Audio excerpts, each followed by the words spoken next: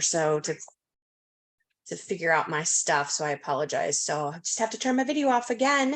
It's been 2 weeks I've been dealing with this. So my internet just like it goes from full bars to no bars. So hopefully it's just the modem and they can swap it out. So no worries, Jill. You guys should have the class materials. Let me go ahead and do a share screen and let's jump in. Good morning. Thank you guys for being here. So we're actually going to take this class is actually kind of like it's really like a 4-hour class if you were to look at all the materials from start to finish, but I broke it into 1-hour segments and just kind of going a little bit deeper into the content. And so we're going to talk more about, you guys know I'm big about mindset anyways. If you spend any time with me, you know that that's important. But today we're going to talk about kind of what's the difference between people who are successful in this business and people who are not, okay? And then next week, we'll dive into, the business models, so it kind of breaks it down from just mindset, but then also the practical, tactical things that you need to have inside of a real estate practice. And then going beyond that, right? So we're going to spend 3 weeks just on this one particular class. So guys, I sent you guys the class materials. So you have that in your inbox. So originally this class was called Real Estate Perspectives, and I changed the title to Understanding the Sales Game because I feel like that's more appropriate. Because when you think about like real estate perspectives, like what does that really mean? It's kind of a broad, kind of big title when we just think about like what is the sales game, and it really is a game, you guys. When we think about DSH, for example, we talked about that in gas yesterday, right? About success habits and how the market, but it's different. And so we have to show up different. We have to do things different. Kim, you've been doing this a minute, right? Prior to COVID, did things different, right? And so we just have to act differently. And I know I don't want to go off on a tangent here, but you guys go on YouTube and type in Tony Robbins interview of Sylvester Stallone and listen to that interview. Sylvester Stallone was broke, literally broke. His wife left him. He was down to like his last $50. He sold his dog at a liquor store to a dude. And so he was really broke, but he hung on. He had this movie he had written, right? Rocky, the first Rocky. And he was so committed to it. And when Tony Robbins asked him, like, how did you keep going? And he said, it just kept changing. Every time I got a no, I kept changing what I was saying. And I kept saying it differently until I finally got the yes. And he got paid $30,000 to star as Rocky, because that was the thing. He sold the script, but no one wanted him to play the role because they didn't know him, right? So he got paid $30,000. He ended up spending $15,000 of that to get his dog back. And then obviously we know the rest of the story, right? So it's inspiring to me though, because, and especially right now when we say the market's hard, how do we change what we're saying? How do we change what we're saying? And so we get the yes, right?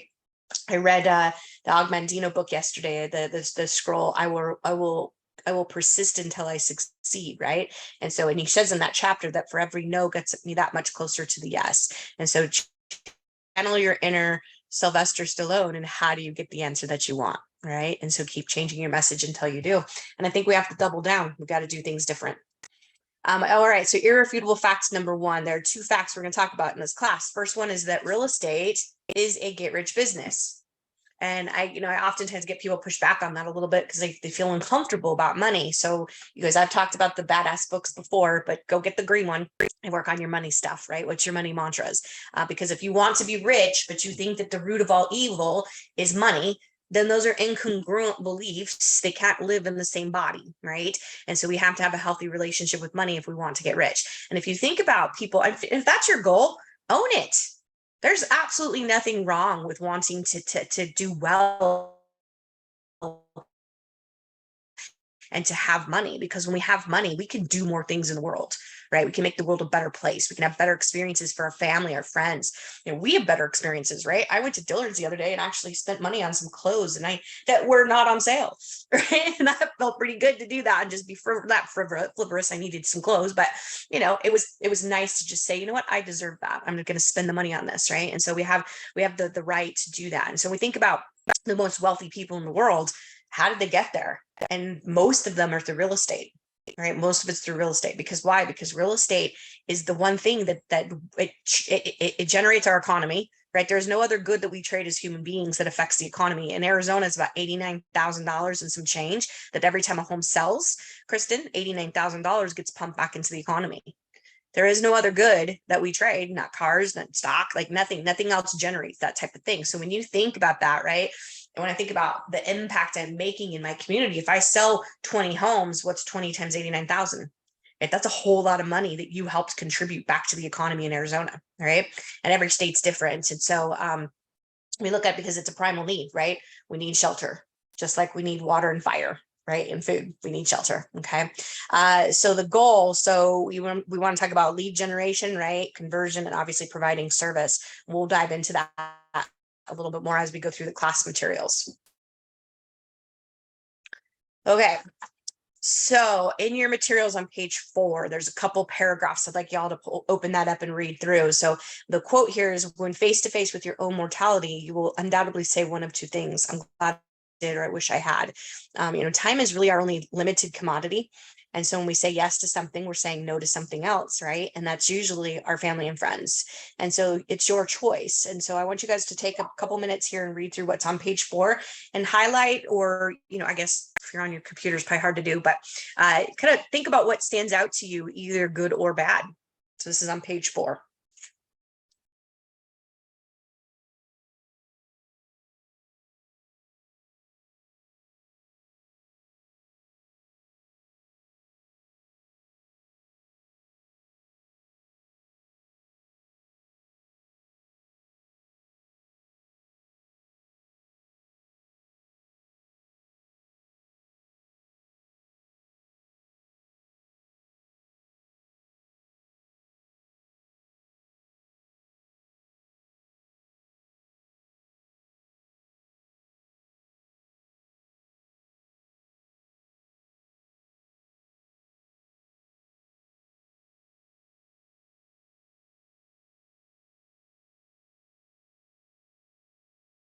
All right. So as you guys are kind of reading through that, some things that stand out to me in the first paragraph is that you can make as much money as you have passion to make by focusing on the right activities.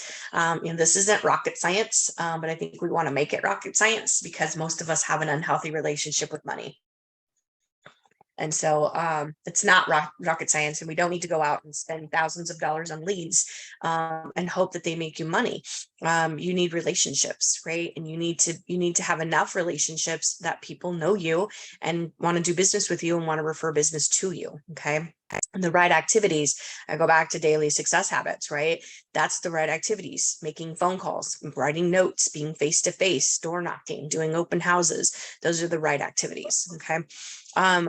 The next paragraph is that, let's see, if we focus on the wrong activities, your demise is inevitable, right? So we have to sow enough seeds, as it says in the last sentence, in order to be productive. Let's see, in the next paragraph here is that top earners intentionally move towards productive and stay away from busy.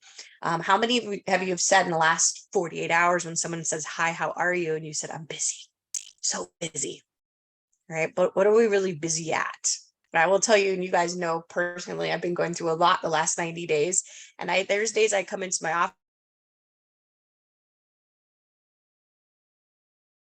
office and I know, I don't know what to do.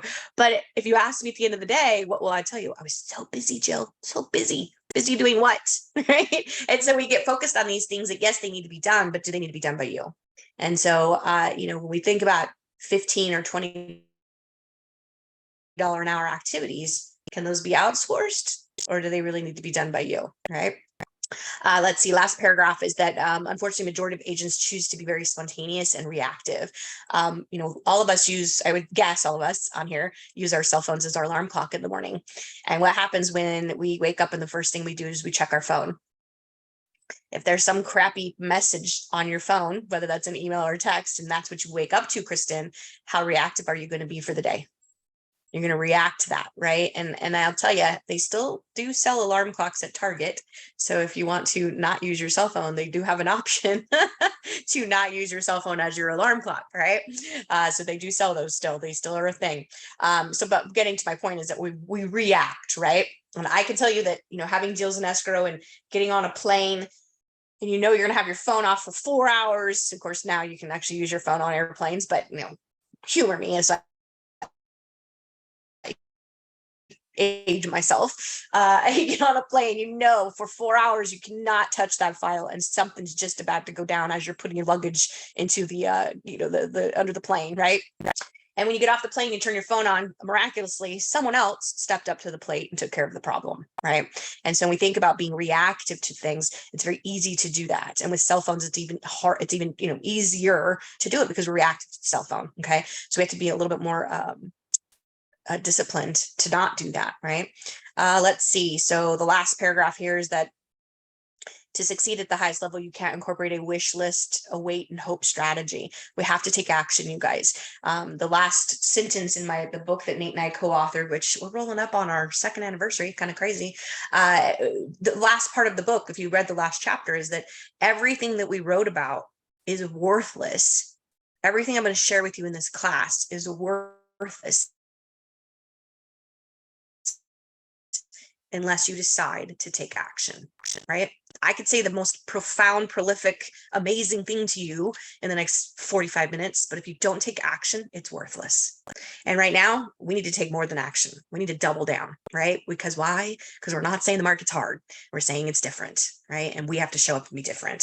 So last little word here is it's up to you, right? Your perception is your reality. You guys heard me say that yesterday on gas, is that your perception is your reality. And so if your world is good and you're full of abundance, then that's what you're going to focus on. Anybody ever diet before? What's the one thing you do, right? You start looking at skinny people, right? Because that's what we focus on, is we want to be like them. And when we're overweight, we feel unhealthy, we focus on heavy people, right? And so when we change our mind, we start thinking about losing weight, we start focusing on that, right? And so what we focus on is what we bring to us. So why do we work? Anybody come off mute and tell me, why do we work?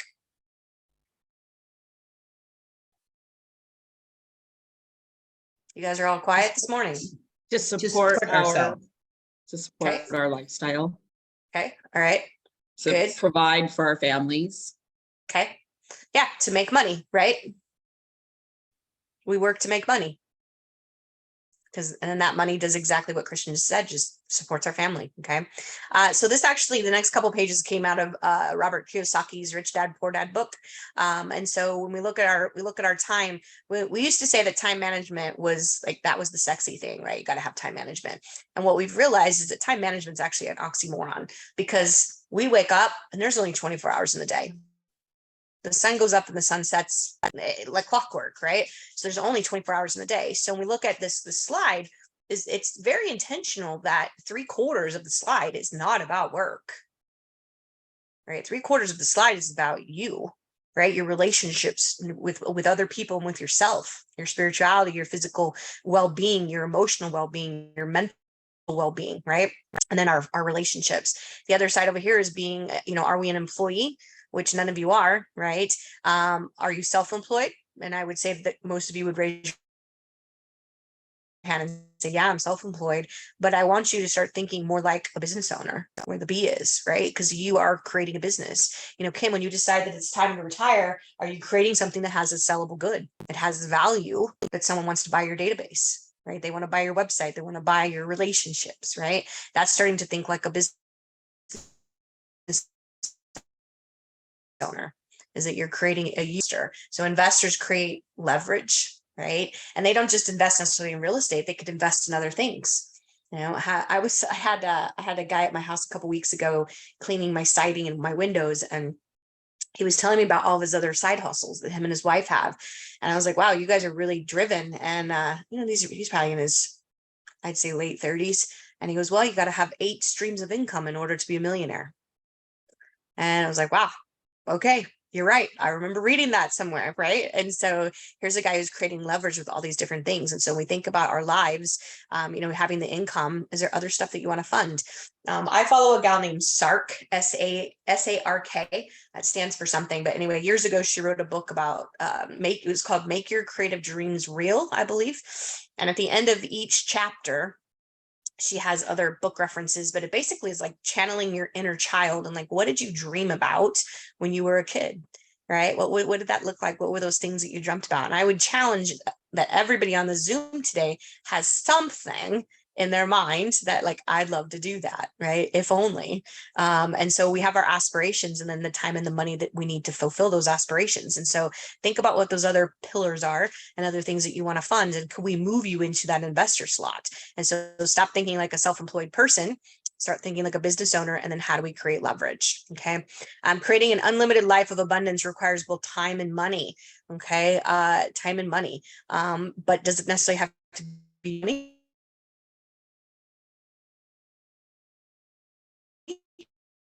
Right? Can we create leverage on a time? Because we know that time is our only limited commodity. So just remember, we're saying yes, we're saying no to something else. Sarah, just so you know, we are missing blocks of you. So you'll be talking in a sentence and we'll miss some of your sentence, just so you know. Okay, thank So, you. Yeah, it keeps telling me my internet is unstable. Sorry, guys. it's okay. Sorry. Hopefully by next Tuesday it's fixed because they're coming sometime today. So, all right. So page 6. So what is your career? What are your career options? So we kind of talked already a little bit about this. We have the employee, the business owner, the self-employed, and the investor. So self-employed, we work for you, we develop your own systems. It's high cash, high time. But again, looking at the business owner, so we find and develop others, right? We have passive income, and it's higher cash and lower time. You could be on the beach somewhere and still making money, right? And then the investor is the unlimited living, and we have passive income with low risk. And again, this is from Robert Kiyosaki. All right, so page 7, I'm gonna check my time here. So it begins with the way you think. So this is page 7. So you can transcend any situation.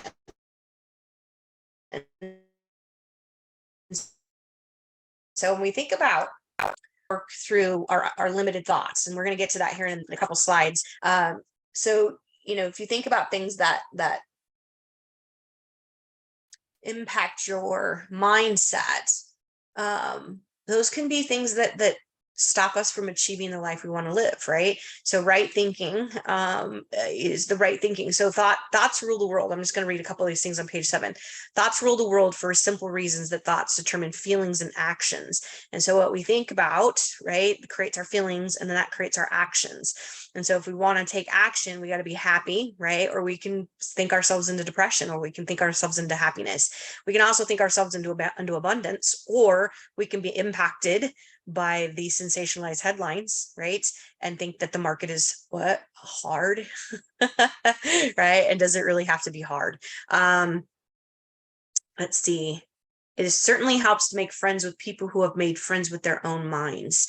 And so we are the sum of the 5 people we hang out with the most.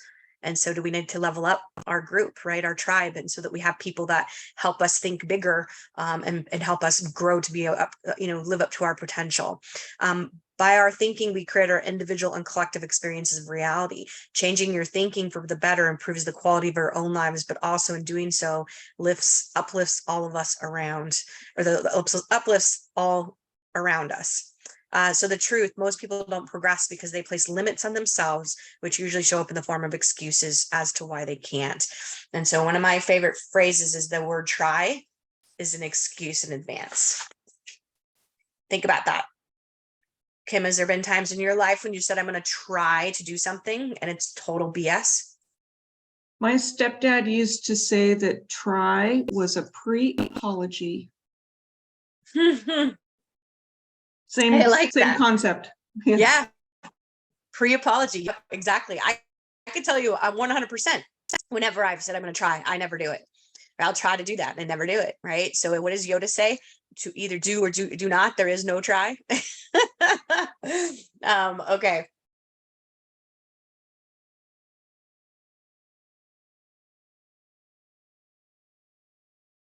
So let's talk about that. So in page 8, this book, she says, one of my favorite lines is she says that if you have a gift or an ability that changes the world, you have an obligation to show up and do it. And so heavy hangs the crown, right? And so, and she says, why not you? Why not you? You put your pants on the same way that Oprah does. Why not you? Right? And so thinking in unlimited terms. And so on page 8, write down, and I want you guys to take a minute here and write down something that you believe that's limited. What's something that right now in your life that you feel like I can't do it because dot, dot, dot.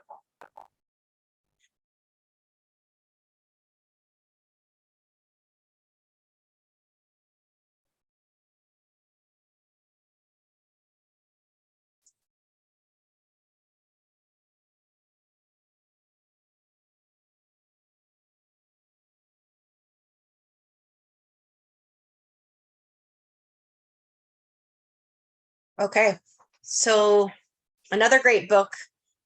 Just on all kinds of books at you guys today. Shad Helmstetter. This is an old book, not going to be on Audible, but it's called What to Say When You Talk to Yourself. And he talks about statistically how many times that we're told no or told you can't do that, as you know, from our formative years, right? And some of it is good, right? Like, no, don't run into the street, right? That's a good no. But there's things that we're told no that are the people around us, our parents, our coaches, our teachers, our aunts and uncles, siblings, or people around us that I think they have good intentions, but they tell us things and then we hang on to them like they're gospel, right? And they become truths for us. So anybody brave enough to share something that's a limited belief that you possess? I will. Okay, go ahead. I don't know enough people. Okay, that's a great one. I'm sure that there's a couple other people on this call that can relate to that too. I don't know enough people. So how do we change that? So the next part of the slide is to rewrite that, right? So how do I rewrite that? What would be, Kim, if you were to change that for yourself and make a new affirmation or a new tape to play, what would that look like for you? Is that, I live in a world of abundance, to me, is a good one, right? Because abundance can apply to a lot of things. Right. Roberta's one of my favorite affirmations Roberta gave me is, I am healthy, wealthy, wise, and free. All the good that I am seeking is also seeking me. And so how do we change that? That people flock to me. I am a people magnet, right? People gravitate towards me. I love people, right? So maybe digging in a little bit deeper too, like why do you feel like you don't know enough people? Are you shy? Do you feel like you can't, have a conversation with people? Do you feel like people don't like you? Or I think you got to dig into it a little bit more too, right? To figure out why you feel like that's true for you. And then change it, right? So I am a people magnet. People love me. I am, I make friends easily. So changing it. So, and this goes for all of you. So whatever you wrote down, maybe you don't have 5, maybe you have 10, I don't know. But take the time to write it down and then look at it and say, why is this true for me? In the Yellow Badass book, she talks about, Jen Sincero talks about busting yourself on your stories. Right. So if we have a story, it's you to some regard, even if does this serve me anymore? Is this my reality or is this someone else's reality? And then rewriting it for yourself. The mind's a funny thing, right? Even though maybe you have the trauma that was really said to you, but once you replace it and you start saying something different, the mind's amazing, because that will now become your new reality. The trauma still exists, it's still there, but it's not what you focus on anymore, right? We rewrite the tape and put something positive in there to play. Right. So Kim, I like the word magnet for whatever reason for you. So I am a people magnet. People love me, right? People are drawn to me like a magnet, right? And so that goes for all of you guys. Take the time after we're done here and rewrite the beliefs and make them into something positive. And it takes a minute, right? It takes a minute and you got to be committed to it. When I first started, the first time I read the money badass book, she talked about identifying your money mantras. And, I was pretty clear about what how my mother viewed money. And, I knew what those mantras were. But as I was reading that, I remember I was at the gym and I'm on the stationary bike and I'm reading this book, and my mother's voice, and mind you, I haven't talked to my mom in 19 years. So, but my mother's voice came very loud in my head and said, "Who do you think you are?" That's what came through, is who do you think you are? And so that was another money mantra that I wasn't even really, a life mantra, right? A success mantra that I wasn't even really aware of. And so once I was able to bust myself on that and change it, what I started doing was I got a rubber band Wasn't sexy or pretty, but I got a rubber band and I put it on my wrist. And every time I started having negative thoughts or believing the thoughts that were my mother's mantras, I'd snap the rubber band. And so it sent a physical sensation through my body that literally said, stop it, stop it. And it was an opportunity for me to then go, nope, I live in a world of abundance. I'm a money magnet, right? Success is mine. And so it took probably a couple weeks, right? It fast tracks when you're snapping yourself with a rubber band. It fast tracks how quickly you want to change those thoughts in your head, right? And so I challenge all of you, get a rubber band, right? I guess maybe we should go maybe that's $1 million idea I have there, right? Is to make pretty rubber bands for people to snap themselves with and change their thoughts, right? So it does take effort, right? And it takes a commitment on your part, but I promise you that it's worth it. And when you can change that and you can live it in a world of abundance and unlimited thinking, it's a game changer, right? And it puts all of you guys on the stage at R4, collecting whatever award it is that you want to get, okay? All right, so page 9, so keeping an open mind. So learning based, right? I know what I know, but I know there is more. If you look at Nate Martinez, he is the guy who sits in the front row, 40 going on 40 years in this industry. He's the guy that goes to, I don't think he's Mr. Remax convention. He takes designations, he shows up, right? Because at the very beginning of his career, he learns that education was so important, right? That he had to continually be filling his mind, right? So I know what I know, but I know there's more. Kristen, you probably relate to this, having been an educator, right? For your former career, right? Your past life. But if we're not learning based, are we ignorant based? So ignorant based, and I know that sounds harsh, but I know what I know, and I'll ignore everything else. Anybody have kids or stepchildren? Yeah, know what I'm talking about, right? Because they're 16 going on 40. They think they got all the answers, right? And so I know it all, right? I don't need your help. I know it all, right? But that's not true, right? We always need to be learning. So, the market's different. And so we're learning. We're in another learning curve, right? And so we have to be learning based, okay? Now we can be learning based, but not committed to mastery. All right, we can be. That's the seminar junkie, right? That's the person who reads all the books but never takes action, right? We can be learning based but not committed to mastery. Bruce Lee said that he did not fear a man who knew 10,000 kicks. He feared the man who had practiced one kick 10,000 times.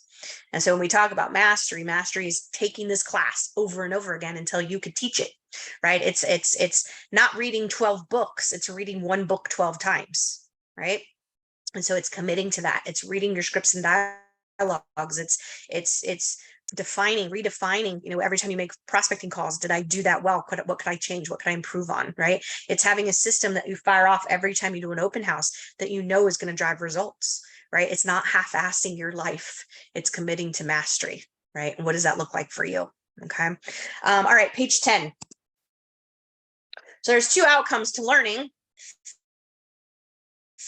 Used to love watching Jeopardy, not quite the same anymore. Rest in peace, Alex Trebek. But there was one night I actually got the winning answer. I felt like just a rock star. I got the answer. But we learned to know, right? We got knowledge. We're seeking knowledge, seeking it, and then great, we can go be a Jeopardy champion. Okay. But the other side of this is that we learn to grow, right? We clarify our choices every day. We take action. Right. I wish I could put in there massive action. We take massive action every day.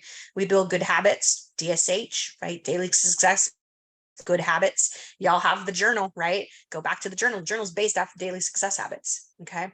This then shapes our character, it determines our destiny, and then obviously controls our legacy, right? What's going to be on your tombstone, right? It's not that you made a bunch of money, Kristen. It's that you made a bunch of money and you did this with it. Right? You gave back, you changed the world, right? And so controlling our legacy. So the bottom line here, so learning new and irrelevant things may be entertaining, but it doesn't increase the bottom line. What increases the bottom line is your willingness to study, practice, and implement vital activities to be a thriving agent, which, by the way, once we get done with this series, we will be jumping into the 94 vital activities of a real estate business. So it's not about gaining an understanding of the base, it's about mastering them. And you guys, again, we want to make this difficult, but it really isn't difficult. It's very basic in the sense that you need relationships. People need to know you, like you, and trust you. And the trust, the third one, is optional. Or I'm sorry, no, I said that wrong. They need to know you, like you, trust you, and you need to know what you're doing. That one's optional. right? Not that we don't want you to know what you're doing, but you get what I'm saying. If someone knows you, likes you, and trusts you, you could blunder all day long and they're still going to do business with you. Because why? Because they know you, like you, trust you. Okay. All right. Next slide. So the pathway to mastery. So you hear the material for the first time, right? But then we bring it back, right? And we keep coming back, we keep coming back, we keep coming back. And so there's actually a book called SPAR, SPAR. It's by Jeffrey Colvin.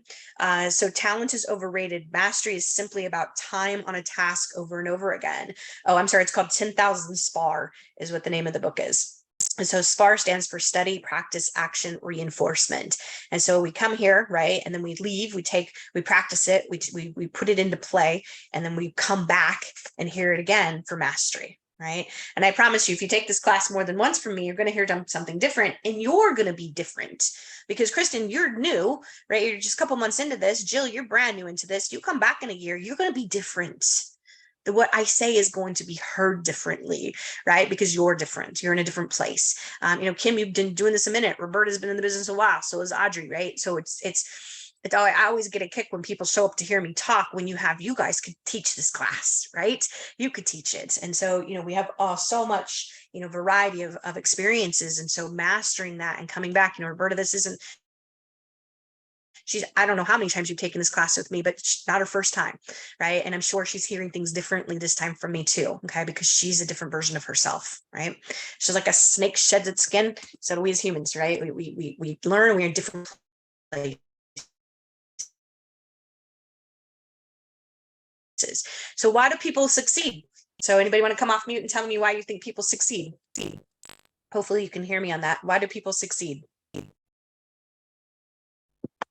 Nobody today. If I need to pick on someone to ask why we succeed. No? Okay. Well, I thought, did Scott drop off? I guess he did. I think he was on there for a minute. Okay. So people succeed because they intend to. Right? You guys have heard me use the word intention. Intention has a lot more meat to it than hope, or I'm going to try, right? If I intend to do something, it has a little bit different vibe to it, right? Makes me sit up a little bit straighter, makes my head be a little held higher, right? I have more confidence because I intend to do something. So we look at the success as multidimensional. So intentional and inactive, I'm content, right? I want it, but I'm not going to do anything to get there because talk is cheap. Unintentional and inactive, this leads to failure, right? I'm not doing anything. I'm not going to move towards it. Accidental and proactive, this leads to frustration. I don't want it and I'm moving towards it for other reasons. When we get into this as a second career, it's usually because we have something to prove to somebody still.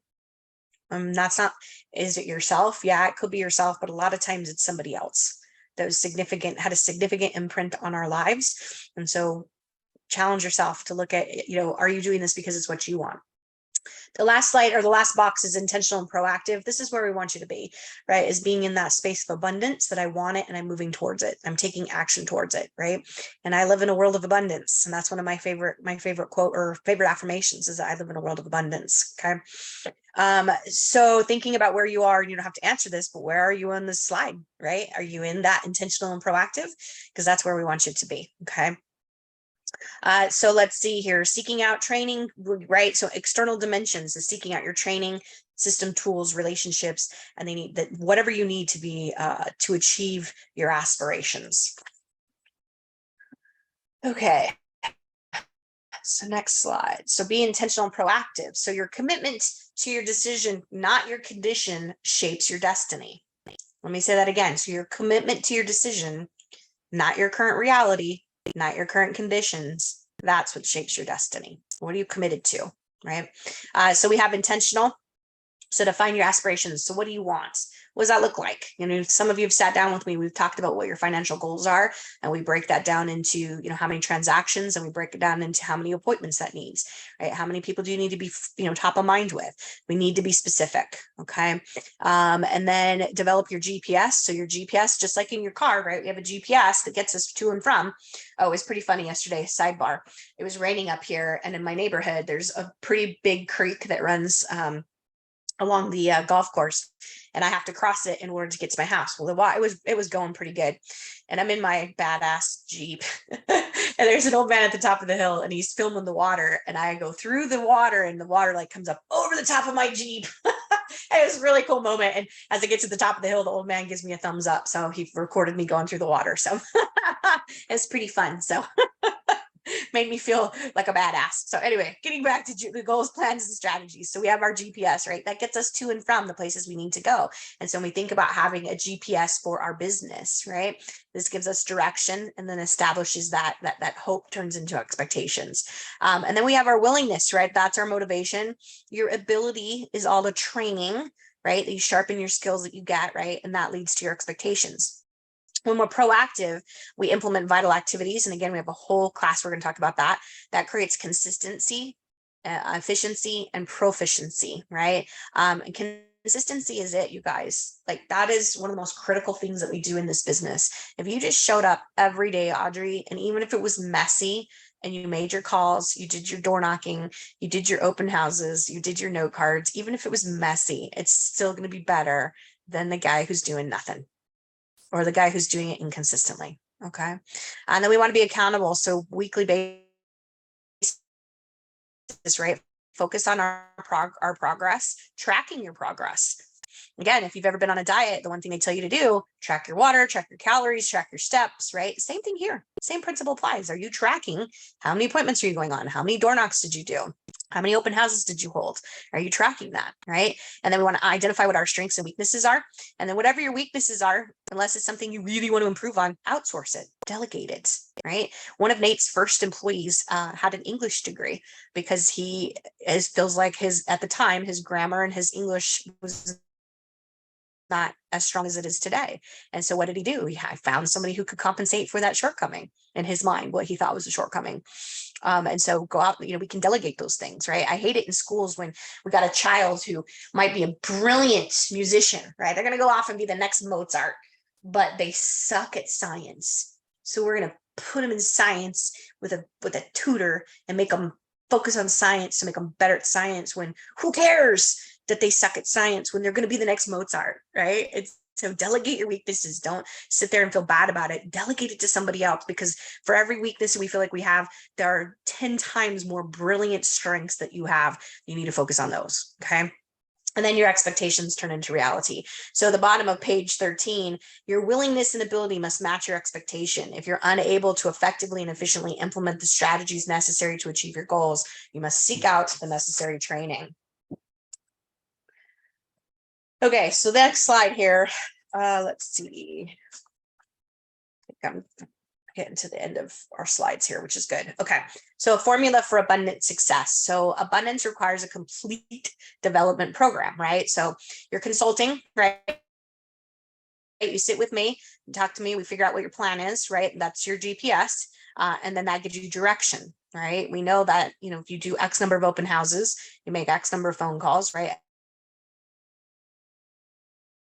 A contact is worth $25,000. You guys can figure out the math, right? And even if you committed to the simple concept of 3-2-1, which is what's in the journal, 3-2-1 is contact 3 people from your database, try to add 2 people to your database, and then learn 1 new thing, right? We could all spend an hour on KV Core and learn 1 new thing, right? Even though Kim's the expert, the resident expert on our Zoom today. So pick her brain if you have KV Core questions. So we could all learn 1 thing, right? Listen to a podcast, learn 1 new thing. I promise you, if you have 3 meaningful conversations with people from your database and you try to add 2 new people to it, you'll be busier than you know what to do with, right? And that's simple. It's a simple plan. That's a GPS right there, right? That gives you direction every day. If you're using KV Core every day, it spoon feeds you 10 names of people that we should be contacting, right? And then obviously coming the training, this improves your skill and your knowledge. It gives you action. And then accountability, right? Show up to the guest meetings, look on the Zoom, see if there's anybody you want to have as your accountability partner. Roberta has been accountability partners with another gal for years. And, I love it because, watching their success And they don't put up with excuses, right? They call each other out on their excuses and their stories.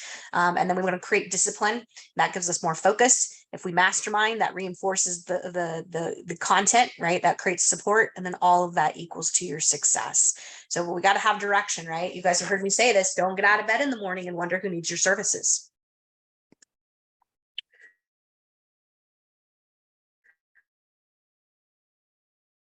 So defining your aspirations, every productive action, there's a great reason why. And I think our whys change. They change, right? As my why at 21, when I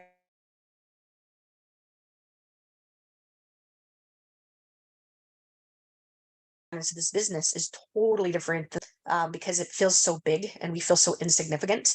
But your why could be, funding your children's college, retiring your husband, going, I don't know, taking your parents to their home country. So whys can be different, and sometimes they can be very materialistic in the moment, right? And I think that's where some people get hung up, is they feel bad if it's materialistic. It's fine, right? Own it. If that's the goal, right? Own it. When Nate will tell you, and if you read our book, Nate will tell you that his why was to buy a big screen and take his family to Disneyland on vacation. That was his why. Right. And so it doesn't always have to be this profound, I want to change the world. Right. So whatever it is, just own it. And then how bad do you want it? So what do you want? So we want to identify that, be specific, okay, about what it is. And then we have to have passion around that, right? Because if we don't have passion, then we won't leave our comfort zone. And it's outside the comfort zone is where the magic happens, right? So how badly do you want it? All aspirations begin as a want. However, wanting something is not enough. Therefore, your wants must evolve into what you expect them to be, right? So be specific. So the 4 stages of an aspiration: want. So I define it, I talk about it, but remember, talk is cheap. When I wrote my first book, I had been talking about writing this book since I was 15 years old. And fast forward, I'm 30 at the time. And finally, I was hosting a dream board class. I was managing Nate's team, and I had the whole team at my house. We're doing dream boards, and debate with you. Is it still your goal? You had a goal when you're 15. Is it still your goal? And I sat with that and I was like, okay, well, if you're going to do this, we need to do it. So that summer, I decided next 90 days, all I'm going to do is write this book. And my dream board that I made had a picture of Oprah and her book club. And every morning I'd come downstairs and I'd look at this dream board I had on my counter. And while it took me 4 months, I did actually do it. So I had to finally just say to myself, you've been talking about this since you were 15. Either do it or stop talking about it. Shelf it if it's no longer resonates with you. So I'm telling you guys that because if that's the case for some of you, you've got some goal that you had from years ago. Is it still true for you? And if it's not, it's okay to let go of it. But if it's still true, then let's put it into desire, right? Move towards it. Into passion. So desire is moving towards it as long as the path is easy and convenient. I think that some of us that have been in this business for a minute, we got a little lazy, a little complacent, right? Because business just kind of fell out of the sky, right? The COVID market was crazy. It's crazy, right? Stop saying the word crazy. We said that too in the market. But some of us have gotten a little, we have, myself included, right? Because it was easy. It was convenient, it was comfortable, right? And then I'm going to jump to number 4. So passion. So we don't want to go to obsession. We don't want to go to obsession, because obsession then becomes unhealthy, right? It controls our life, and it's very, very easy in this industry to become obsessed. Right, it is. And our cell phones don't make it, don't help, right? Because now they're with us all the time. And this business showers with you, it goes to bed with you, it eats with you, it goes on vacation with you. It is all encompassing. And so that's why it's important that we create healthy boundaries and know when you're going to turn your phone off, know when you're not going on appointments past 6 o'clock, right? And what day are you taking off during the week or during whatever, I don't care, Sunday, Wednesday, whatever. If you got to take a day off, right? You need a day off. Okay. And then back to number 3, this is where we want you to be passionate, willing to suffer, right? To get outside your comfort zone, and do things that you don't normally do, like a door knock, right? Or talk to a stranger, Kim, to make a new friends. And so, doing things that get us outside of our comfort zone, because that again is where the magic's at, right? So we got to be willing to be uncomfortable, willing to do things different. right? We have to do things differently right now. So this is on page 15, the bottom. No one is passionate about making more money. They are passionate about what making more money provides. Vague aspirations end up in the vast wastelands of wants and desires. So we have to eliminate anything that we're not willing to suffer for, or that we're not willing to be passionate about. Okay.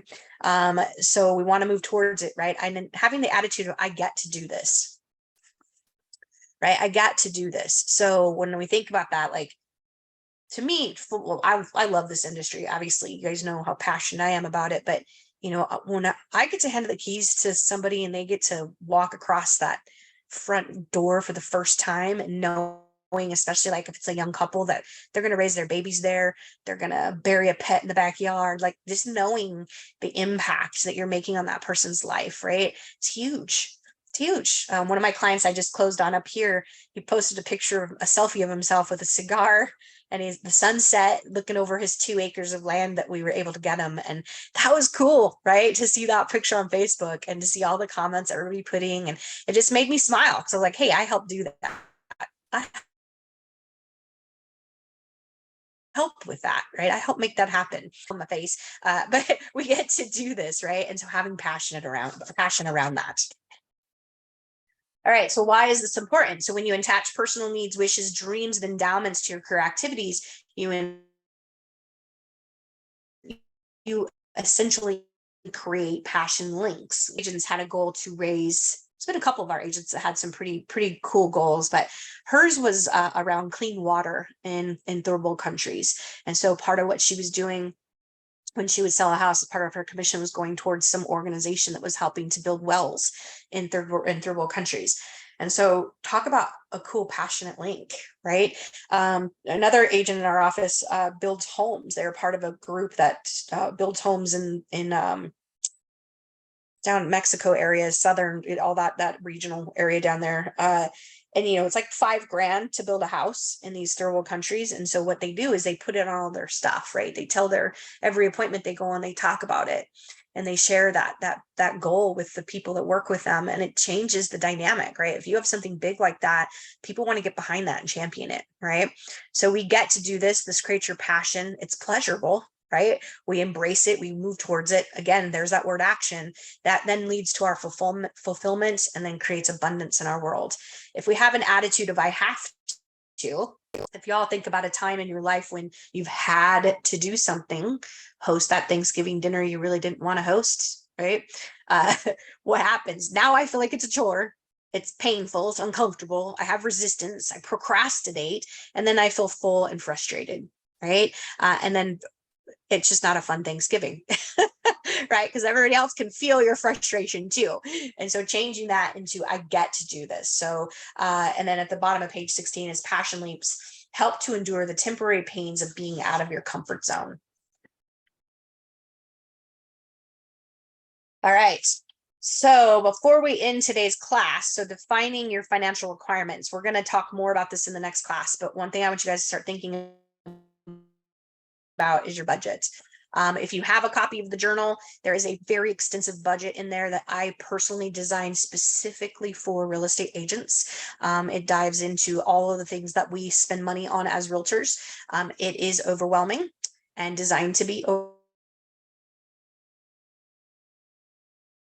overwhelming. So life. And so we start thinking about what does it look like to fund our lives, new cars, retirements, college funds, investments, all of that. And speaking of investments, there is a really great lunch and learn that's happening on August 24th. If you are at all thinking about owning real estate from an investment perspective, you should put that on your calendar and go. Frank Russo is going to be talking. He is an amazing investor. And we've got a couple other people talking. So it's going to be a really, really great lunch and learn. That's on the 24th at North, 11:30. So definitely put that on your calendar if you have any desire at all. Even if it's 10 years from now, come and learn from them. Okay. So having a budget, so we want to prioritize, and then what are some mandatory things, and then how do we, the numbers. So what's going to happen when you go through that is the number is going to be bigger than what you're making, and that's okay, right? That's okay, because one, it's going to give you some a glimpse into where you might have some loose spending that you can change. And two, it's hopefully going to inspire you to say, okay, now I know what I need to go make. Let's go do it. All right, let's go make it. Nate always says that when something happens and we got to spend money on something, he always says, that's okay, go make more, right? We can always go make more money because money is unlimited, right? There's an unlimited supply of money out there. It's just a matter of how much do you want to, how much is yours, right? How much do you want to make? So that being said, you guys, that's what I have for today. We will dive into more of the budget and the business stuff in the next class. And any questions, comments?